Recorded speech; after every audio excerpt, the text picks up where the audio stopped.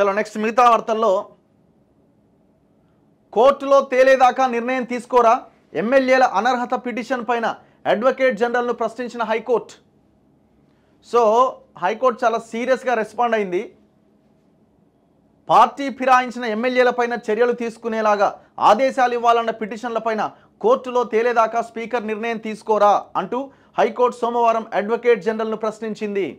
ఇది చాలా కీలక పరిణామం. యాక్చువల్గా గతంలో కర్ణాటకలో కోర్టు జోక్యం చేసుకుని వాళ్ళ మీద అనర్హత వేటేసింది.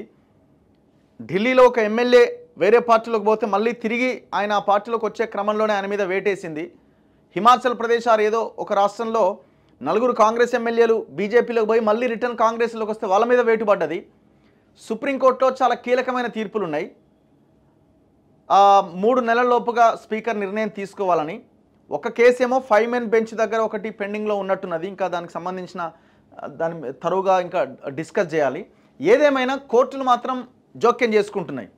స్పీకర్ పరిధిలోని అంశం కోర్టులు జోక్యం చేసుకో, స్పీకర్ ఏది చెప్తే అది ఫైనల్. కాబట్టి స్పీకర్ని ఎవరు నియమిస్తారు? స్పీకర్ అవునన్నా కాదన్నా అధికారంలో ఏ పార్టీ ఉంటే ఆ పార్టీకి చెందిన నాయకుడే స్పీకర్ అవుతాడు. ఎవరు అవునన్నా కాదన్నా ఈ రోజుల్లో స్పీకరు ఎవరు కనుసన్నలో వ్యవహరిస్తారన్నది మనందరికీ తెలిసిందే. సరే, అసెంబ్లీలో కొంత మనకి 2 వేస్లో ఉన్నట్టుగా కనిపించినా అక్కడక్కడ ఓవరాల్గా చూస్తే మాత్రం పిక్చర్ క్లియర్. మనం చూడండి, పోచారం శ్రీనివాసరెడ్డి స్పీకర్, జగదీష్ ఆయన ఎవరైనా Madhusudanachari speaker, KR Suresh Reddy speaker.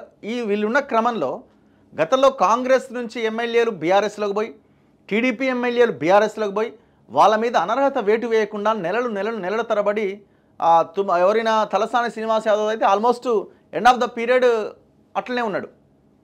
End of the period అంతా 5 సంవత్సరాల పీరియడ్ అంతా, 4.5 సంవత్సరాల పీరియడ్ అంతా ఎమ్మెల్యే తెలుగుదేశం నుంచి గెలిచి బీఆర్ఎస్లోకి పోయి మంత్రి పదవి ఇచ్చి అట్లనే కంటిన్యూ అయిపోయింది.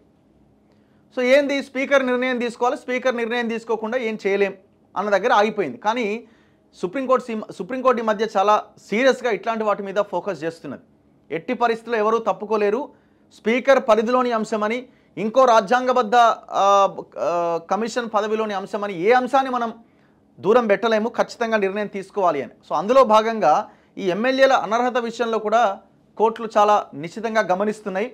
నిన్న కూడా హైకోర్టు మీరు కోర్టు నిర్ణయం తీసుకునేదాకా మీరు డెసిషన్ తీసుకోరా అని అడ్వకేట్ జనరల్ను ప్రశ్నించింది.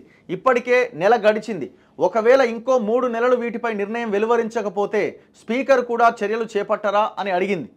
బీఆర్ఎస్ తరపున ఎన్నికై కాంగ్రెస్లో చేరిన ఎమ్మెల్యేలు తెల్లం వెంకట్రావు, కడియం శ్రీహరి, దానం నాగేందర్లపైన అనర్హత వేటు వేసేలా స్పీకర్కు ఆదేశాలు జారీ చేయాలంటూ బీఆర్ఎస్ ఎమ్మెల్యేలు పాడి కౌశిక్ రెడ్డి, కేపీ వివేకానంద్, బీజేపీ శాసనసభాపక్ష నేత మహేశ్వర్ రెడ్డి దాఖలు చేసిన వేర్వేరు పిటిషన్లపైన సోమవారం జస్టిస్ విజయసేన్ రెడ్డి మరోసారి విచారణ చేపట్టారు.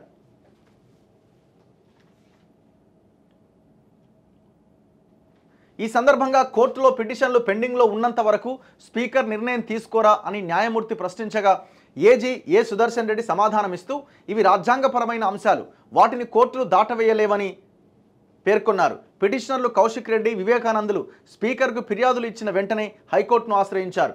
వాటిని పరిశీలించడానికి స్పీకర్కు తగిన గడువు కూడా ఇవ్వలే. పిటిషనర్లు స్పీకర్ పైన తీవ్రమైన ఆరోపణలు చేయడం సరికాదు.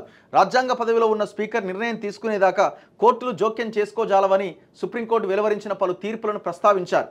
స్పీకర్ నిర్ణయం తీసుకున్న తర్వాత వాటిని సమీక్షించవచ్చు.